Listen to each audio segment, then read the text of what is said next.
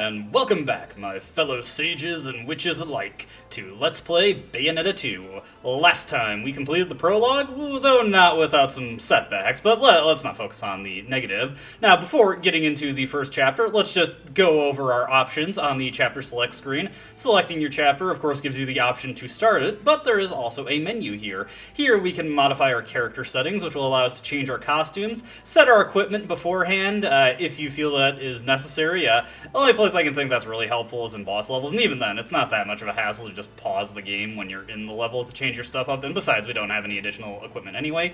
And also, pick different characters. Now, because I've already beaten the game on Infinite Climax, I've already unlocked all characters that can be utilized in the story mode. There are 3 characters who can be used in the story mode, and 2 who are exclusive to the Tag Climax co-op mode.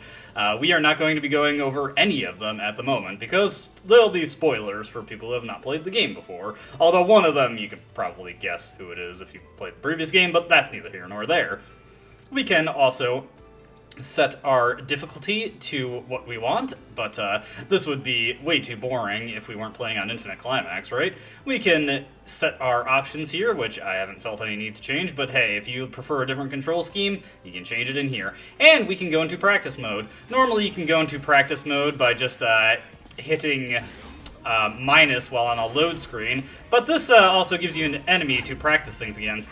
Now, the reason I'm coming in here is just because I want to go over the first thing I'd like to discuss of this Let's Play for helping out with completing Infinite Climax. I would have saved this one for later because it's a relatively complicated mechanic, but since I'm going to be using it heavily, let's just go over it now, eh? So I'm going to be talking about dodge offset. Now, when doing a combo in Bayonetta, if you dodge, you reset it. Were I to be still doing the combo there, so let's just do that combo again, like this, of course we get the Wicked Weave.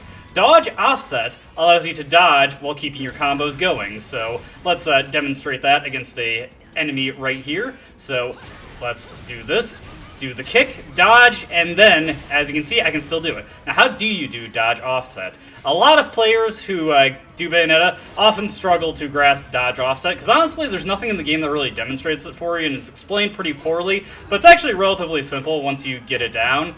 When doing a combo, if you just continue to hold the button and then do a dodge, you will continue the combo where you left off, like so.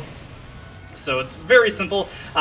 The basic starter weapon, like Scarborough Fair or Love is Blue, very good for practicing this concept, since you're going to be using the hold attacks on them anyway. So here, I'm just holding the button, then I continue the combo after my dodge. There we go, we offset the combo.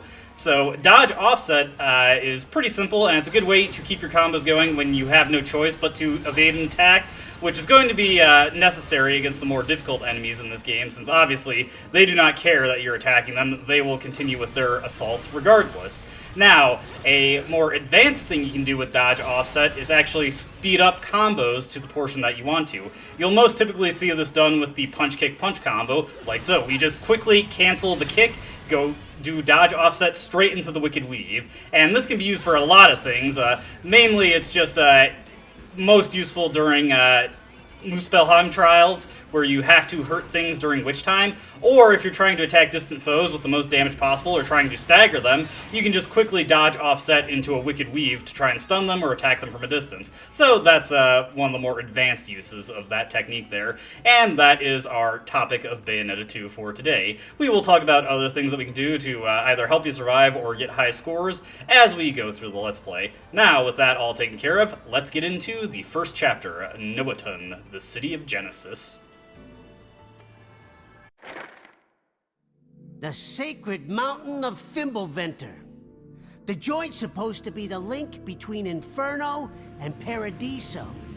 They say there is an entrance to Inferno, the gates of hell, somewhere on this mountain.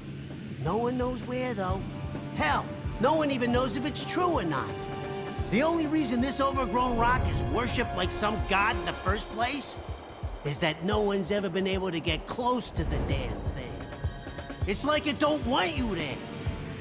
Every climber ends up stranded or worse. And don't even try to fly a plane near that place, or bada boom! But at least your soul doesn't have a long walk to whichever afterlife you got lined up, right? I'll wait for you in Noatun. at the foot of the mountain. Just hurry up with whatever it is you gotta do and get back there, all right? And the hotel's going on your account, with a minibar too. Gotta keep myself busy while I'm waiting. Forget about it. I love those miniature drinks.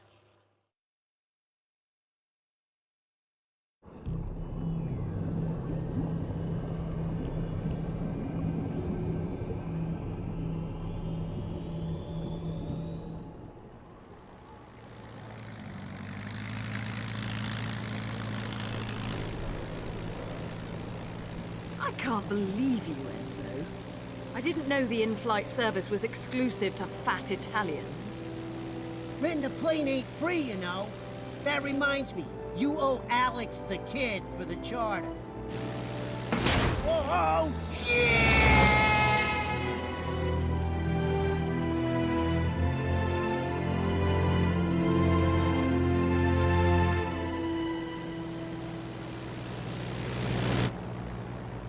There it is. That's Fimbulventr. Not such a bad place when you look at it. Oh, but you gotta have a death wish to get close to that damn place if you ask me. Wow. Gives me the heebie-jeebies. What the hell? Where did these clouds come from?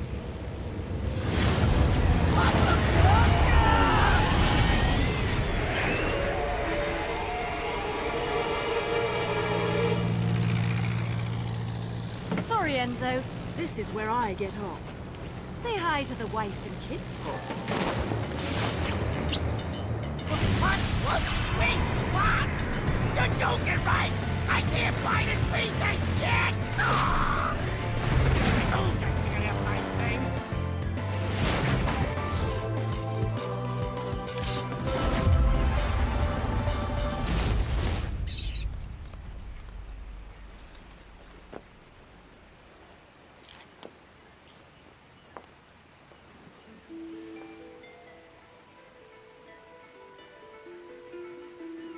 John, I'm on my way. Just behave yourself for a bit longer. Oh, poor Enzo. And that's the last of we see of him in this game for quite a while. But we are in Noatun, and a new ability is unlocked to us, Panther Within. Dodge twice, and you turn into a panther, which allows you to move much faster. You can also use Panther Within to carry dodge offset. Heading over to this dock right here, we get our first collectible, a journal, a new beginning. I'm not going to be reading these. These are basically massive lore dumps that take forever to go through, and I just don't find them to be terribly interesting. I'm sure somebody out there does, though, and you can find them transcribed on a wiki somewhere. I don't care to show these off, but we will be collecting them all, as there is a bewitchment tied to it. I'm going to do my best to get as many bewitchments as possible, although it's doubtful that I'm going to get all of them, or at least all of them on camera. Because some of them require you to do not exactly difficult tasks, but very annoying tasks that I don't really feel like are worth showing, so we're just gonna ignore that for the most part. Heading into the water over here. Water slows you down quite a bit. If only there was a way we could move faster. Sadly, no such method is available to us right now, anyway. But yes, I am very appreciative that you start with Panther Within in this game, after you get out of the prologue anyway, which doesn't really have any much running around to begin with. You are quite slow in Bayonetta 1, so it's nice that we're able to go faster from the get-go without having to get to Chapter 5 to have that privilege. Heading over to this other dock here, we've got Umbran Crow. These guys carry Umbran Tears of Bloods, which also contribute to our bewitchment. There are 20 crows altogether to collect in the game, and you get a variety of accessories that you can purchase at Rodin's shop once that becomes available to us by collecting bewitchments, and Umbran Crows contribute towards that. With that taken care of, we got our first usable item in the game. I didn't even pay attention to what the name was, because I never used these particular lollipops. Yes, Yellow Moon lollipops. These make you invulnerable to damage for a little bit. There is only one type of lollipop that I'm going to be using, though, and that is HP restorative lollipops, because the others are kind of broken and don't really play nice with the game's scoring system either. Purple Magic Lollipop fills up our magic gauge, so that's another one that you could use if you want to be consistently going into fights with Umbran Climax. Unlike Bayonetta 1, you do not get penalized towards your overall score by using items, which is not that helpful towards getting the best rank, because obviously for pure platinum, you have to take damage, so you, of course, can't be using these green herb lollipops. And for another type of lollipop, it actually runs very counter to the combo score function. We'll be seeing that lollipop in a moment. Heading up to the stairs here, there are a lot of collectibles in this plaza, by the way, so we're going to be here for a little bit. Get our second journal, Divine Retribution, and we've got an Umbran resting place here, but this one is transparent. So it looks like it existed in the past, but we can utilize the Remembrance of Time to restore it by collecting all of these pieces that are scattered about. When you interact with these, you get a little cutscene showing you the trail you need to take to get all the pieces, so we're just going to go along this. You have a bit of a strict time limit to get this one, but not too bad. As long as you pay attention to where the last one is, because it's not in a straight line to the others, you'll be fine. And you can skip that cutscene if you already know the path and you just screwed up the first time. Now, these Umbran resting places will always have something valuable in them, compared to the other golden ones, which could occasionally have valuable stuff in Bayonetta 1, but in this game they mostly just have halos and lollipops to use. So let's bust open this one right here, see what we get. You probably see something shimmering off in the distance. Rest assured, we will get to that with time. Get a Broken Moon Pearl. There are 2 halves to every Broken Moon Pearl. Collect the 2 and you get an extra piece of magic meter.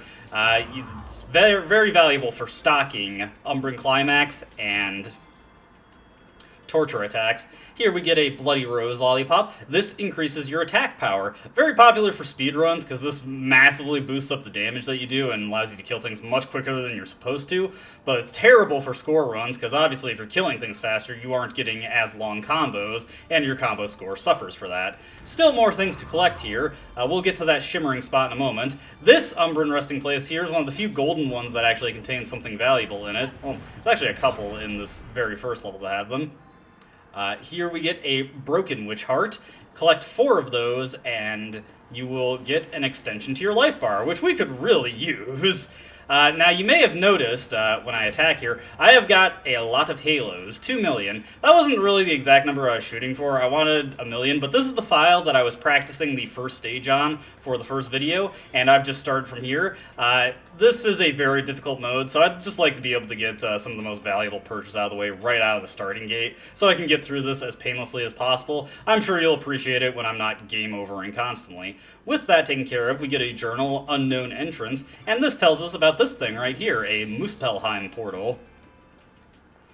Now, what is Musbelheim? Well, it is the equivalent to Alfheim in the previous game, which itself was much like the secret missions in Devil May Cry, although much more intuitively located, since they always had these portals to designate them, though a lot of them had those curious unlock conditions that the portals or the secret missions in Devil May Cry had.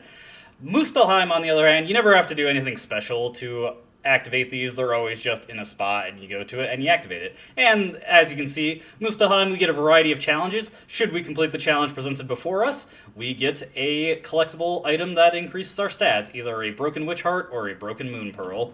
Let's get into this one. So for this one, we've got a very straightforward one. This is a timed battle. The enemy we're up against, though, on Infinite Climax is anything but normal. We are up against an Allegiance. An Allegiance is an enemy that, in a normal playthrough, does not appear until... Okay, no. Yeah, this is going rough. This enemy does not appear until Chapter 8 in a normal playthrough. Infinite Climax, though, right out the starting gate. First thing you fight in a real chapter. Now, I was kind of sandbagging there. Totally, I was just sandbagging. Because if you fail Musbelheim, you can just start over from the beginning. It does not penalize you in any way to redo these if you screw up. So you can just do these endlessly until you get pure platinum. Now, hopefully, I can actually defeat this guy.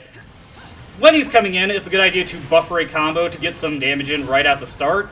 And then we just continue our combo here. Very good that we got the lift there to put him in the air.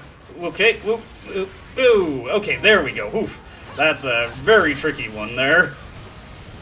Just continue the combo there, like I demonstrated with the dodge offset little demonstration I did before. Let's get into this guy. Whoop. Come on. Come on, can we get him?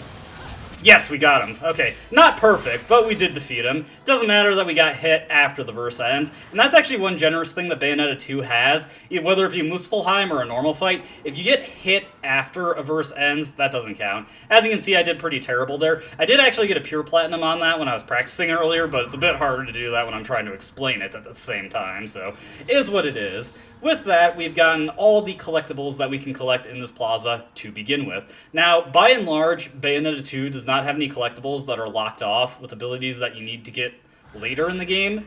Save for this level. There are a couple of collectibles, including one right up there, that Umbran Crow right up there. We cannot get those right now, and we actually have to come back on a repeat playthrough in order to get everything. It's only 3 items, and it's really silly that they did it like that, because this is the only time in the game it's like that, but it is what it is. Now, that Umbran Crow, we can actually get it as soon as we finish this level, but the other 2 things, we need to complete Chapter 5 before we can grab them. Interacting with that little portal there creates a hallway we can get through. And hey, it's that squirrel we saw earlier. I wonder what the deal is with that. Well, that's neither here nor there. Inside this hallway, we get another journal. And then, once we get out of it, it seals back up, so you can't get back to the entrance. If you could get that Umbran Crow right in this playthrough, but that is not the case for us, sadly. So, we're underwater here. Underwater, like I said, you move really sluggishly, not exactly the most exciting area to be in, but it is what it is. We will get through this just fine. Man, I wish we had a way to get through here faster. Sadly, we do not. Now, in normal mode and hard mode, you fight much weaker enemies here. Unfortunately, in Infinite, oh, that was very ugly. I walked right into that mine. We get to fight Fidelities here. These guys are pretty annoying, but not too bad. And just do this Umbran Climax here, finish this guy off, no problem. Bit unfortunate that I took a hit there, but it happens. Hey, you got pretty lucky, we got a Laurel there. Also got some Baked Gecko. What do we use Baked Gecko for? Well, we can't do anything with those at the moment, but we'll be able to do something with them later in the chapter. So yeah, got knocked down to a gold because I let that mine hit me. It's a shame, because I dodged their other attacks, which are, by and large, much more annoying to dodge, but they very rarely use that mine attack, so I just don't expect it when it happens. Inside this golden resting place here, we get another broken witch heart. So we're already almost there to getting another health upgrade, so we're doing pretty sweet there. Man, what was I gonna say? Man, I know I was gonna say something. It's kind of driving me nuts. It probably wasn't that important. Heading over here, got another thing we have to do. This stage just has so many collectibles. In fact, the broken witch hearts it has, the number of them, there are 10 altogether, which is a quarter of all the broken witch hearts in the game. So yeah, they front load on the upgrades in this game pretty heavily. Okay, heading into here, the mission that we got for this one is use Witch Time. We can only damage enemies during Witch Time, which is really annoying in this game because Witch Time is much, much shorter than it was in Bayonetta 1. So where these missions were kind of a no-brainer in Bayonetta 1, they're actually fairly annoying here. Here we've got Accolade and Enrapture. Enrapture are the sorcerer-looking guys. Their gimmick is that they can buff up enemies to make them enraged. Enraged enemies attack much faster than unenraged enemies, and more annoyingly, for the purpose of this mission, they generate far less witch time, so that's something that's pretty annoying here. Once the Enrapture is taken care of, the Accolade is pretty simple. Just run up to him, wait for him to swipe, and then do a punch-kick-punch to send him flying. If he goes up in the air like that, that kind of reduces the effectiveness of the combo, but it's nothing we can't handle. As long as you slap him during Witch Time, it staggers him and prevents him from just keeping up the offensive. For clearing this Musbelheim, we get a Broken Moon Pearl. I also got knocked down to gold because I got hit so many times, but I'm not going for pure platinum or anything. I'm just nowhere near good enough to ever attain that. In a recorded setting, I mean. I could probably do it if I just use the standard method that most people going for pure platinum do, which is just return to the title screen every time I hit a new verse and then copy the file so I can redo it if I screw up mid-verse, which is pretty important for Bayonetta 2 because there are a lot of verses that actually, boss verses, I mean, that have mid-fight checkpoints, which means that if you screw up mid-fight, you kind of have to go back to the start of it because your combo will be killed. One major criticism I have of Bayonetta 2 is that for some reason, even in the Switch version, it has greatly reduced the number of save files you can have from Bayonetta 1. I don't know what the limit is on Bayonetta 1, but it's definitely enough to scroll the screen several times over, whereas in Bayonetta 2, you have exactly 3 files, and that's all you get. Seems like a really dumb change, honestly, and I'm not sure why they gave you so few. Now, heading out into this alleyway over there, you may notice that portal over there, which is not a Musbelheim portal, is actually something far more important to us at the moment. But before we go there, we want to back up a little bit and activate a hidden verse. In some of the stages in the game, there are verses that you just have to travel into specific sections of the level, and they will trigger. They are not mandatory, you do not have to go through them, but if you want to get the highest score possible, it is necessary. Also, I got a serious cheap shot on those arrows there, because I did not see their landing point. So I ended up getting robbed of the pure platinum on that verse, but whatever. That's the kind of luck you expect to see on the recording. I probably could have had a safer approach to that. Surprised they gave me a platinum for that. The damage requirements for getting platinum rank, at least, are very generous in Bayonetta 2. The time and combo scores, on the other hand, much stricter than Bayonetta 1, as it turns out. And I believe that's because they changed up the combo system. In Bayonetta 1, every move you used, it would get diminishing returns on the amount of combo points it awarded you. So if I just kept doing punch combos without finishing with a Wicked Weave, my combo score would gradually go down, and you'd need to do a Wicked Weave to reset it. Bayonetta 2 removed that mechanic, so the combo scores are correspondingly much higher, since you don't have to reset periodically to keep your score high. Heading over here.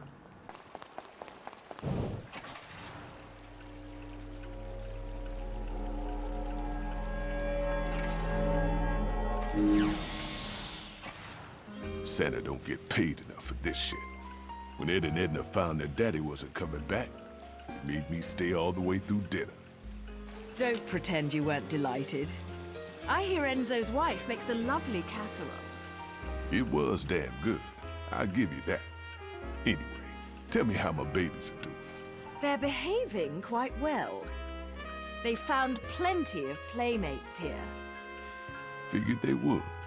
Noatun had some deep connections with Fimbulventr and the Gates of Hell back in its day. Wouldn't be surprised to find a few of those playmates that like it rougher than the typical bunch. Anyway, you need any supplies, just make sure you keep bringing me these halos. And remember, I ain't here to get up in your business. My business is making things that do business. So don't come crying to me when You think you gotta do everything alone? I'm here to help. Just make sure you don't bust a cap in my ass.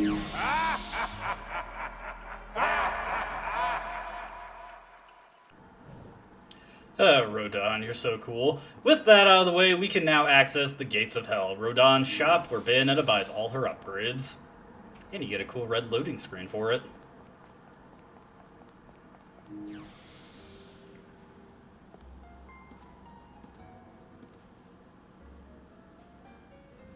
Welcome to the Gates of Hell. We've lit our prices on fire, so there won't be hell to pay. Come on, I gotta say some cheesy shit sometimes.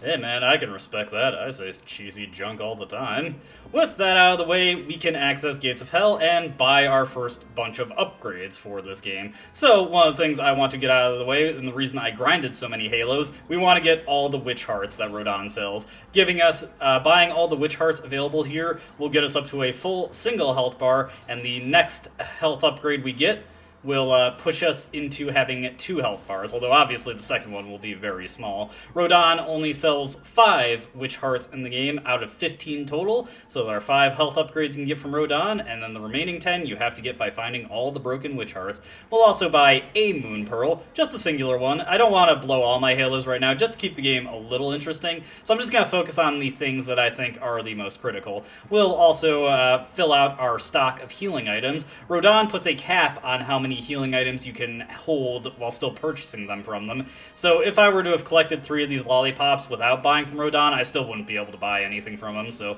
we'll buy the green herbs, and we'll buy a Mega Green Herb. Next thing we want to hit up is the techniques. First major thing we want to get is Stiletto. This is the equivalent of Dante's Stinger maneuver in the Devil May Cry series. Just an easy punch attack to get you closer to the enemy really quickly and do a little damage to boot. Heel Slide is a bit weirder. It's the kick variant of Stiletto. So it behaves a lot differently than Stiletto. Stiletto is pretty consistent across all of Bayonetta's weaponry, whereas Heel Slide can function very differently depending on what your leg weapon is. So I don't use it terribly often just because it's a little inconsistent, but I may as well get it. Afterburner Kit, which is basically the reverse of Beautiful Joe's Red Hot Kick. Basically, just as soon as you jump in the air, if you hit A, you'll do a rising kick to fly right to the enemy, deal some damage, and get right in on your combo, so we'll get that. Here are a bunch of more situational moves, Tetsu Zanko, Heel Stomp, Witch Strike, Witch Twist, Heel Tornado, Breakdance. I'm not getting any of those at the moment. Charge Bullet, if you hold your fire, eventually it'll charge up and you can tap Y to fire up some extra powerful bullets. Pretty good ability there. Bat Within is the perfect dodge mechanic. When an attack connects with you, if you dodge with the right timing, Bayonetta will instead perform Bat Within. This means that we can now dodge a bunch of attacks that we otherwise would be hit by, so long as our dodge timing is good and we do it as soon as the attack connects. Plus, when you trigger Bat Within, you trigger the longest amount of possible witch time for the enemy and weapon set that is in play when you get the Bat Within. Very important, and it'll make us so much more survivable with our extra health upgrades. Crow Within is a special transformation in the air. I don't use this too often, but there are a couple of secrets that you need to get through. Mostly I activate by accident. And what the heck, we'll buy Umbran Spear too. This is an attack that can be utilized while you're in the air. I don't really care for it.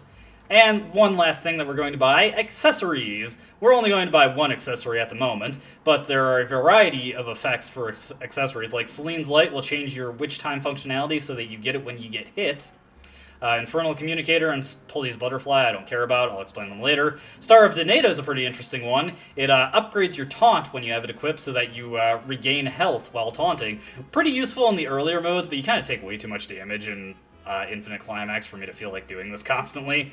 We're going to go straight to Mallet of Rewards. Mallet of Rewards increases the amount of rewards you get from killing enemies with torture attacks.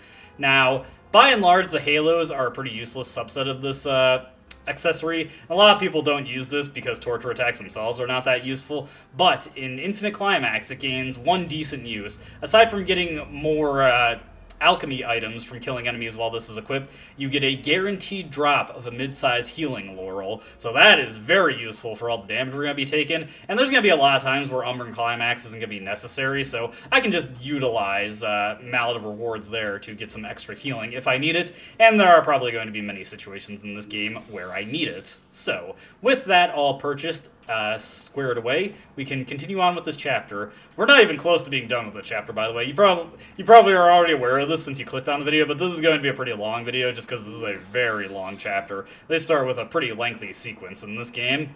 Let's get that Mallet of Rewards equipped. When you buy an accessory, you actually have to equip it. It does not auto-equip. And with that underway, let's get into the rest of the level. Still got quite a bit to go. We've only completed 4 verses so far, and there are 13 altogether in this level. I have to wonder what is causing this alleyway to just go all sideways and diagonal and skittered and up and down and all around, and that would be our answer right there. That is a Glamour. We'll be seeing more of him later, but for right now, he's just kind of a set piece. Heading out into this central square area, where we need to go is the center of that platform inside the water, but there are a handful of things to do around here. First off, we have a resting place we can restore. This one actually affords us a lot more time because we have to go through the water to get all these pieces. But arguably they give you too much time, because we get a full minute and we do, even with our slow water speed, we don't really need a full minute to get all of these, but whatever, I appreciate it. So let's just get through all these. Yeah, I'm not a fan of having to travel underwater, and it's even worse having to fight underwater just because your movement is so sluggish. And there are a couple of very annoying instances of that later in the game. Probably a couple of my most annoying fights. Not hardest, just most annoying. Yeah, there are a couple of instances of this game that I'm truly not a fan of, and their attempts at water combat, definitely the more prominent among those sections.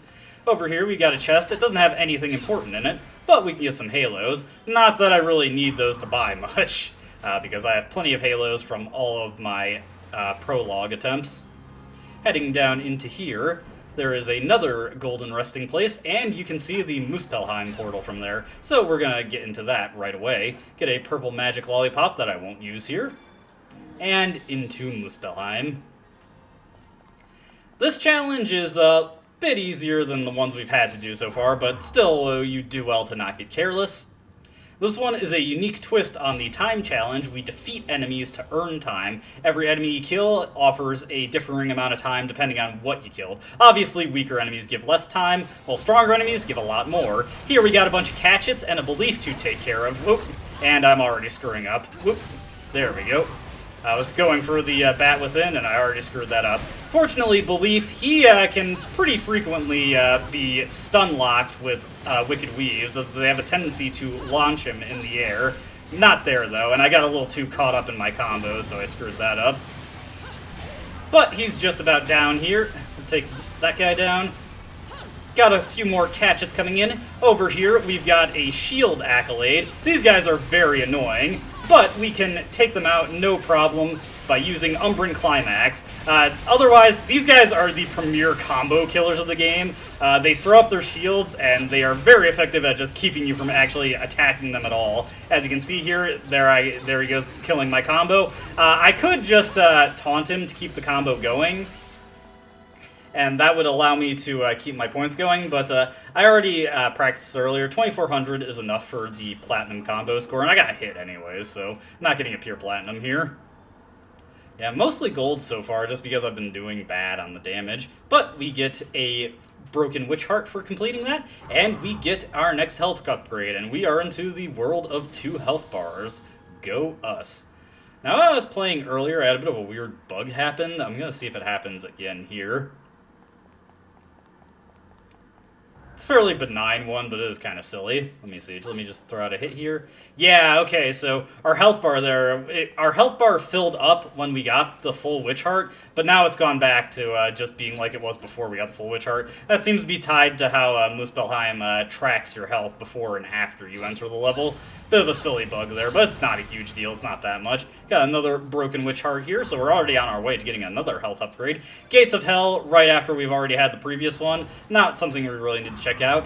You can bust open pieces of scenery. Mostly you'll get alchemy ingredients, like this unicorn horn, but occasionally you'll get stuff like health.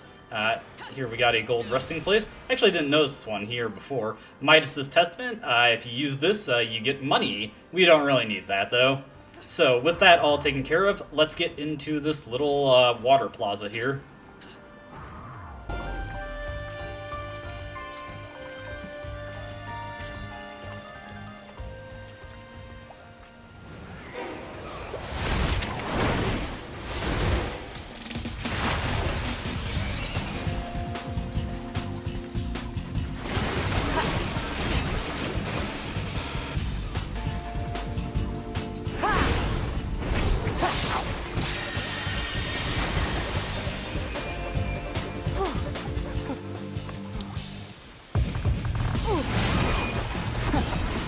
These punches don't know when to quit. What'd I ever do to them?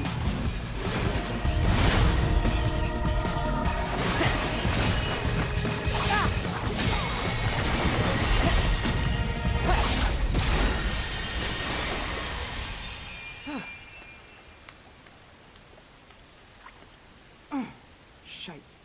I'm never gonna reach Fimbulventr at this rate. Well, at least it won't be a boring trip.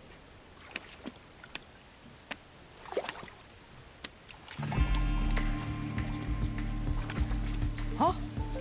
You could see me. You're putting on quite a show, little magician. Oh, you like that, huh? Wait till you see the climax. Silly girl.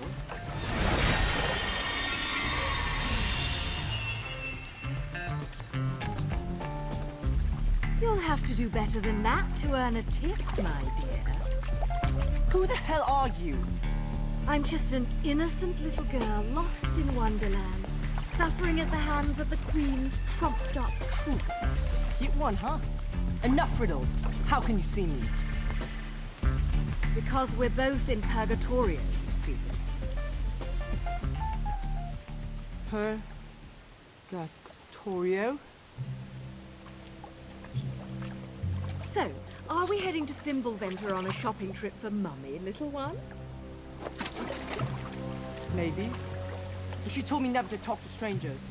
Stay out of my way, or I'll make sure you never get in it again. Ooh, scary. Off with their heads, eh?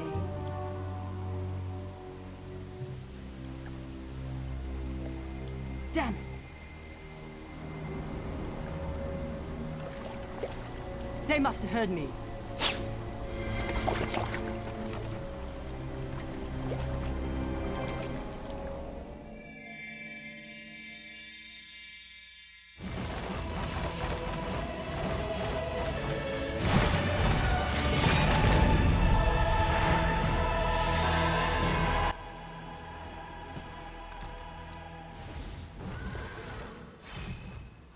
And we get our formal introduction to accolades, which is a little redundant on Infinite Climax, but you know, oh geez, oh geez, oh geez.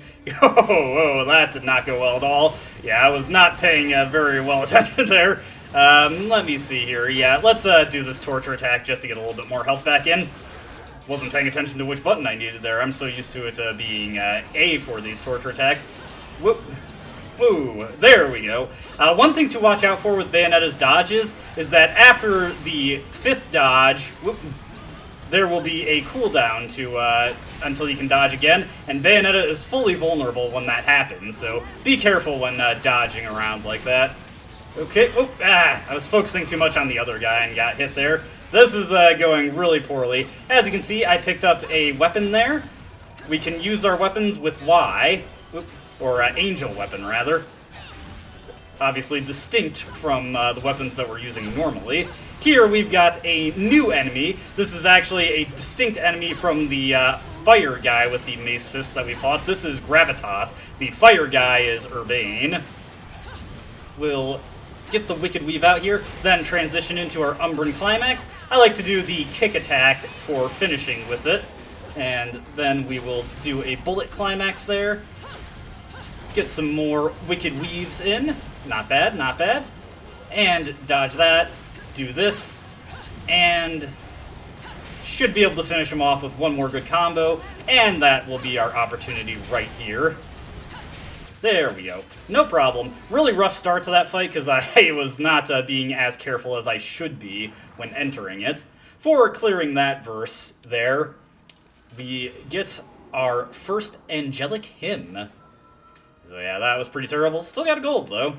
They expected me to do even worse there. Our angelic hymn for this level is Entrance of the Gladiators. This can be taken to Rodon, and he will make a new weapon for us, which we have no reason to not do that right away, so let's get to him. And before I head in there, let's just use up the Lollipops that we got so that we can get some new ones. This, unfortunately, will prevent me from getting the... what is it? The no items bonus for the stage, but I'd rather get through this without using any continues, so we'll just deal with that. If this was Bayonetta 1, using those at all would preclude us from getting a platinum rank, so that would be no fun, but whatever. Well now, looks like you found a good reason to visit. You know, I'm all about them angelic hymns gold LPs. Angels in Agony are pretty much my slow jams. I play that back home, and the demons will be lined up to get down. Lucky for me, I got a few jams of my own cooking that'll need a little demon kick to finish them off. That LP is just what the doctor ordered. Now hand it over, and I'll go get my swerve on.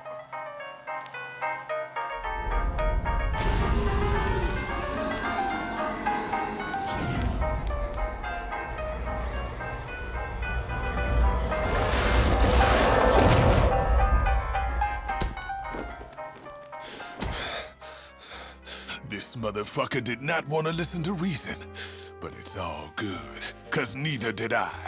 Put him to work.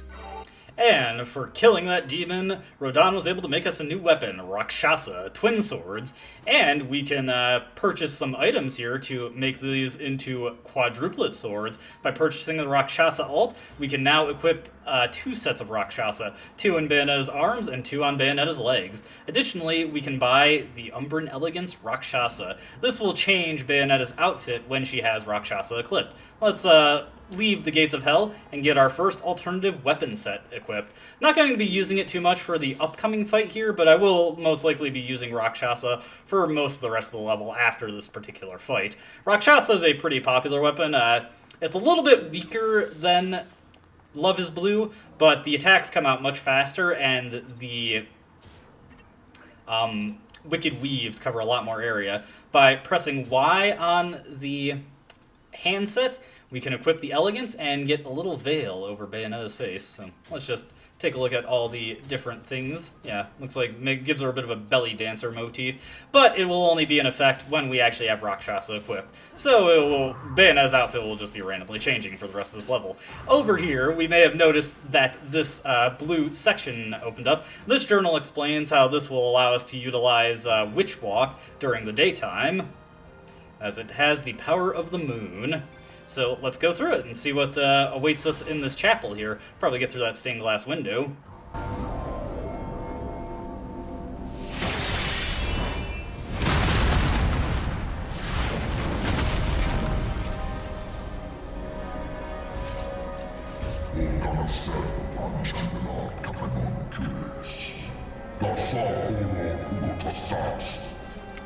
If you're looking for the kid, he went that away.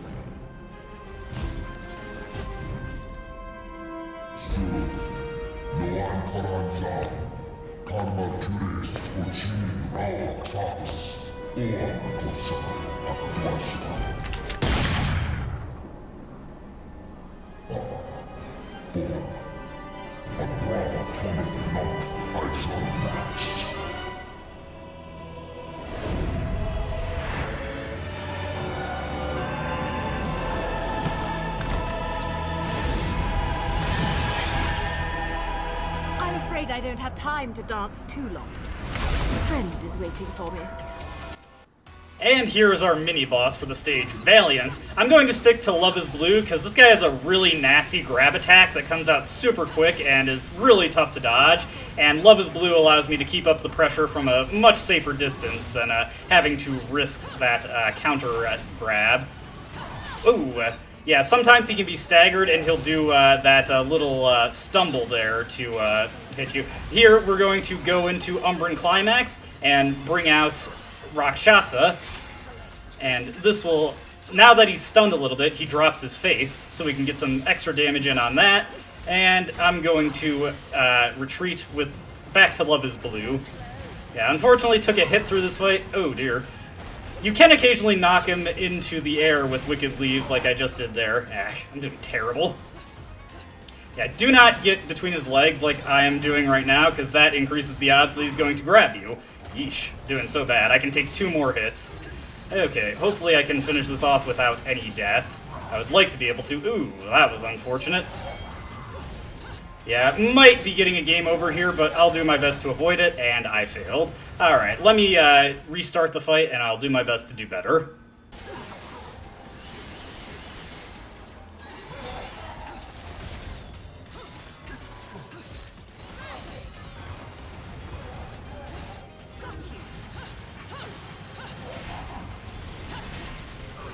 Alright, here we go. I should be able to finish him off just fine here. Didn't do this as perfectly as I've done in previous practice attempts, but it's good enough here. We finish him off with a Umbran Climax.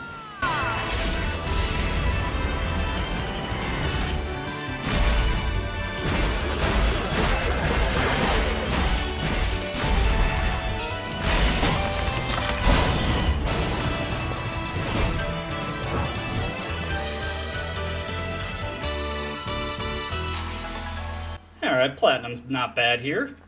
Now, heading into this chapel here... you guys hear something? It's probably just my imagination. We've got a golden resting place here. This contains a lollipop for us, Mega Green Herb Lollipop. Speaking of which, let's just use that right away. Recover some of the health I lost there. Rather not risk dying in the next encounter that we get into. Which actually is not going to matter, because the next encounter we get into is a Musbelheim. Just before we do that, almost missed this little guy here. Umbran Crow right on the balcony. Let's just do the Panther Within over him to grab him and get into this Musbelheim portal. This is the last Musbelheim portal of the stage, and it is not a terribly difficult one, though it is got a gimmick that may be difficult for some people, and definitely going to be difficult for me during recording. Don't get hit. About as simple as it gets with that one. Starting with this one, we've got an Enrapturer who stands in the back. We do not want to have to deal with the enraged attacks here, so we're just going to take that guy out immediately. Whoop. Yeah, just don't even give him the chance to get that going. And we will switch to Rakshasa here. Whoop. There we go. Yeah, that's making good use of dodge offset to carry the Wicked Weave into Witch Time. Do this. Try and launch him if I can. Not always easy to do, but whoa! Almost let him get a hit there. And with this, we got... Oh, whoa!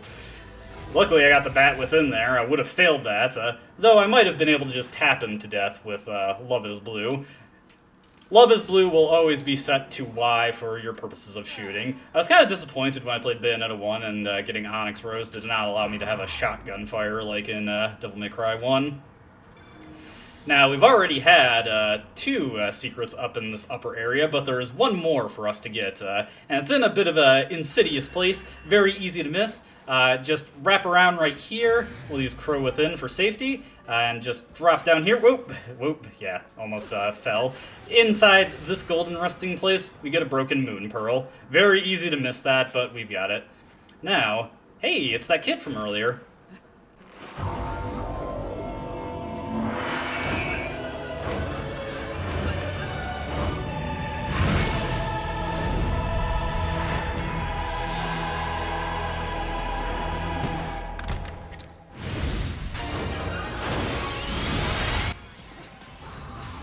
Alright, so here we've got the upgraded version of Catch It, Compassion. Ooh, these guys are actually really annoying for dodging, because their attacks are very staggered. Woo. Okay, yep, I knew that guy was coming too. Let me see here, woof. Okay, woo, hey, woo, woo. Oh, no! This fight is very easy to lose track of, because these guys are surprisingly difficult for how basic they are. Okay, let me... Whoop. Okay, let's just do this. Get these guys out of here. Woo. Man, I'm failing so miserably here. And unfortunately for me, this is not where this encounter ends. We've now got Fidelities to deal with. So let's just do some Wicked Weaves here. And we'll just finish them off. Not quite. There we go. Oof. That was dicey. That did not go well. This is going about as well as I expected for recording. Now, heading over to that kid. So, they're after you too, then? Have you been naughty? Keeping secrets from Mummy? Nope. Nothing comes to mind, love. Sorry. But since this is your bloody mess, do you mind hurrying the fuck up and getting rid of this thing? Now, that's no way to talk to a lady. No wonder your guardian angels are trying to give you a good spanking. Whatever, love. You've already been following me, so let's make a deal.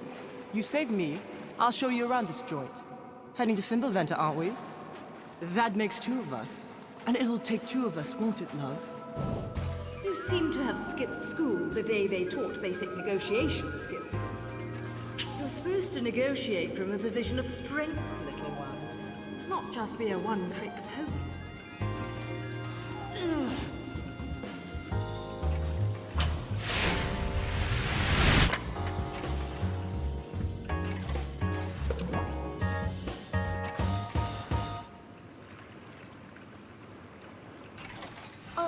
About that trick. See? You need my power too.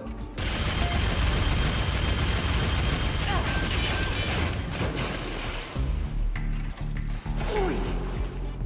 That works too, I suppose. I don't have time to give a shit about who you are or why you're going to the mountain. Take me there and make it quick.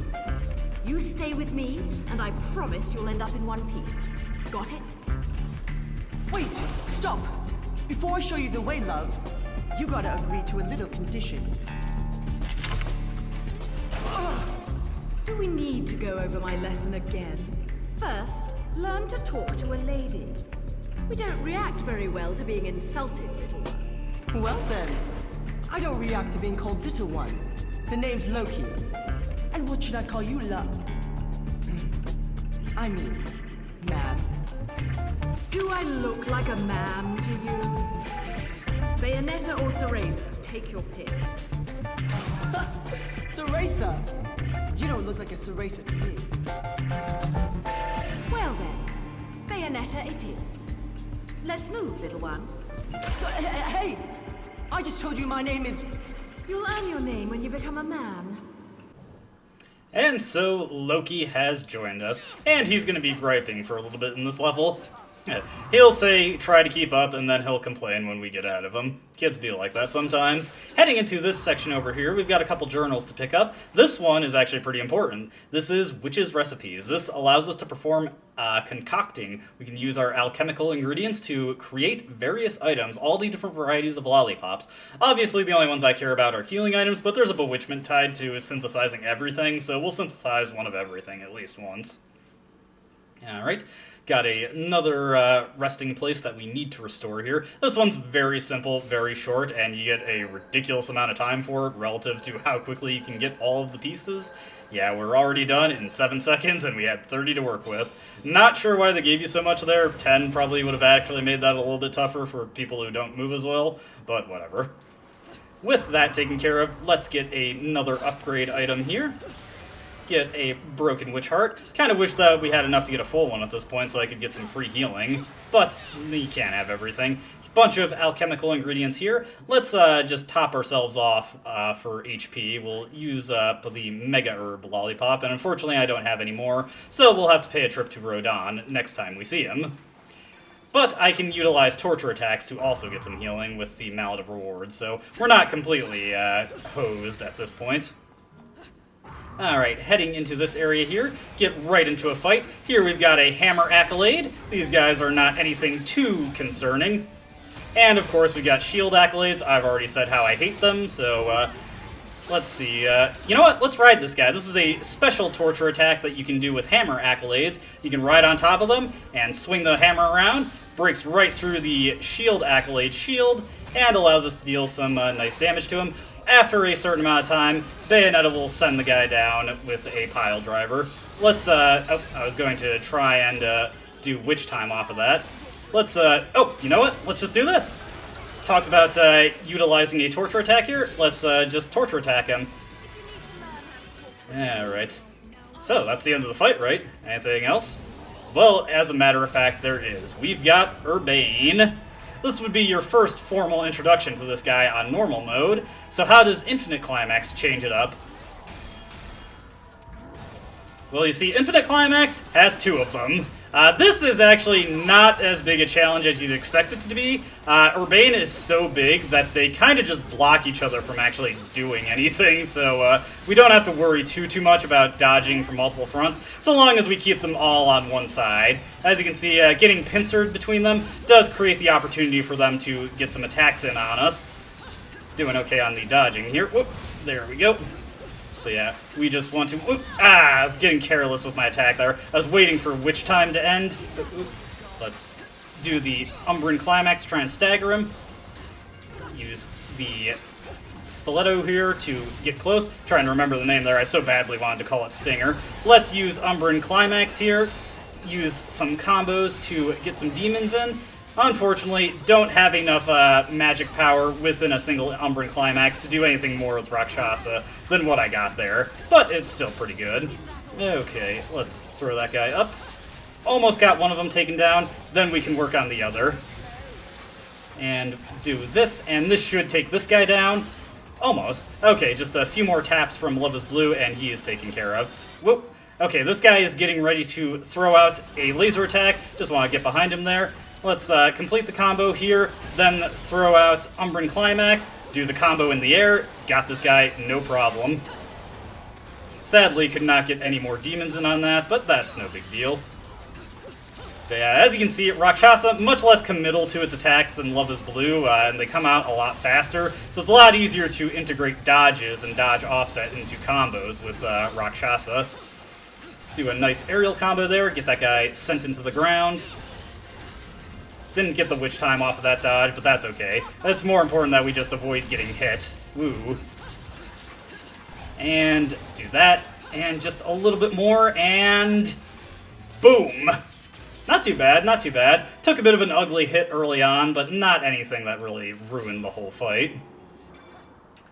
Now, for defeating those guys, we've got 2 sets of their gauntlets, and we're going to take this first one and head backwards a little bit, because we got a hidden verse. Back in the chapel, after you complete that verse, another verse opens up for you, if I can find the door.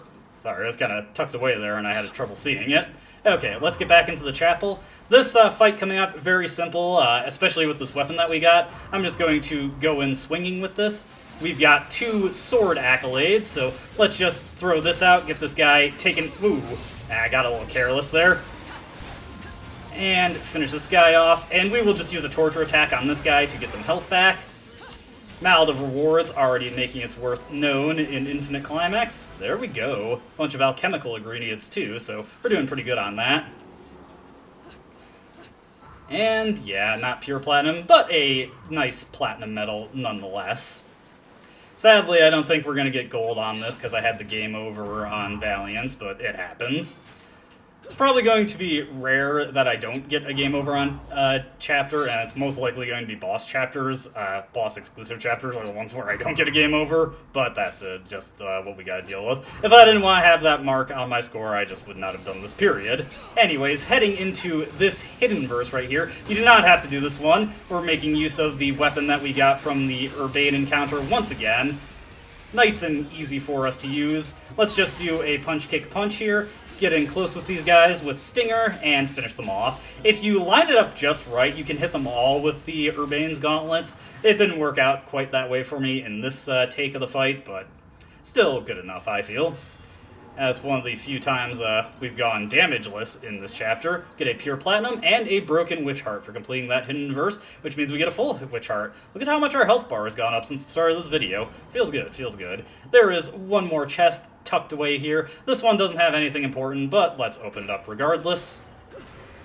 Just a bunch of halos for us. Don't really need these because I get plenty just from fighting on its own.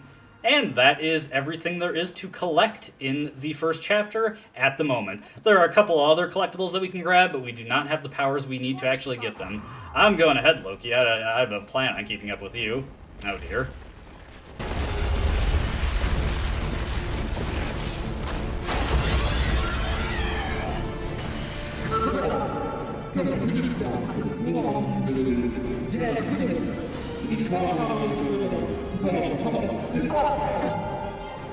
Sure, just because you asked, tall, dark, and ugly, that makes total sense.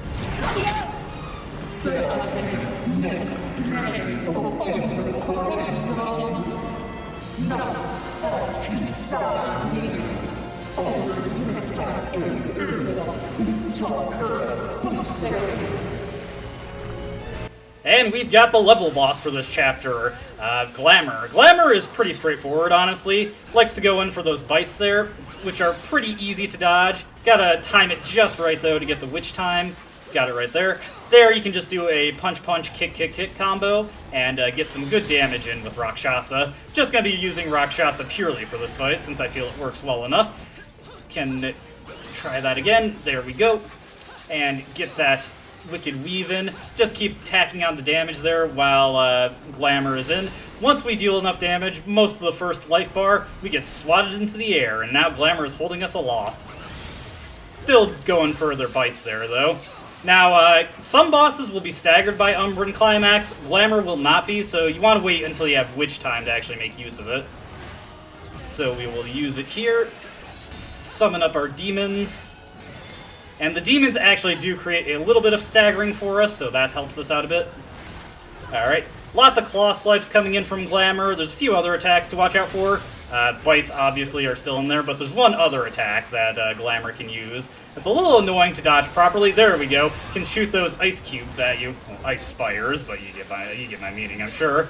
If you go into Witch Time, or if you have a specific accessory, you can actually reflect those back at Glamour to get some pretty decent damage in. But you have to time it pretty specifically to get that. Alright, through the... Ooh. Almost got hit by that, but managed to pull it out there. Okay. And... Come on. There we go. And just throw out this last bit of Wicked Weaves, and Glamour is no more. Let's climax to finish off.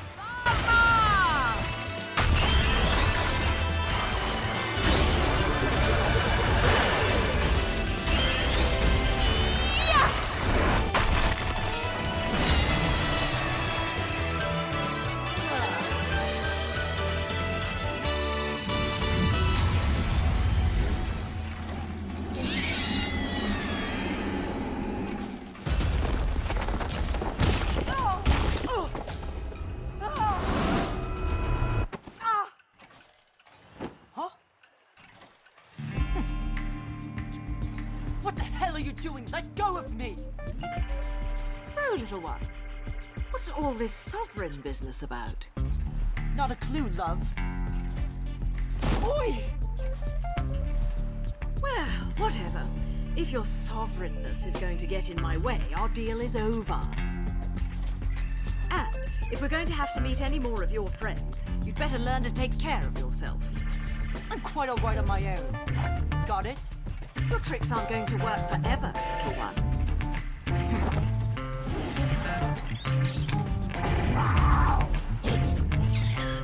More tricks, little magician. Maybe you've got more to offer than I expected. For the time being, though, stay here and don't get frisky. There. That is the one, is it not? Yes. I will never forget that face.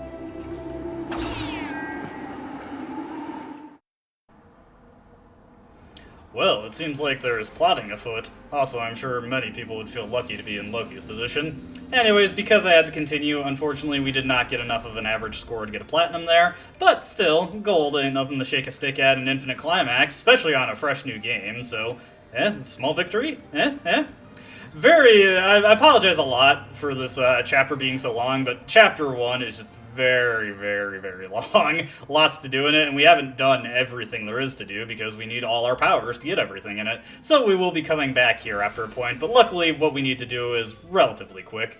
Now, with that taken care of, Chapter 2, A Remembrance of Time, is opened up to us, and we will be getting that into the much shorter next video. As always, I hope you enjoyed watching. I hope to see you next time. Until then, though, goodbye.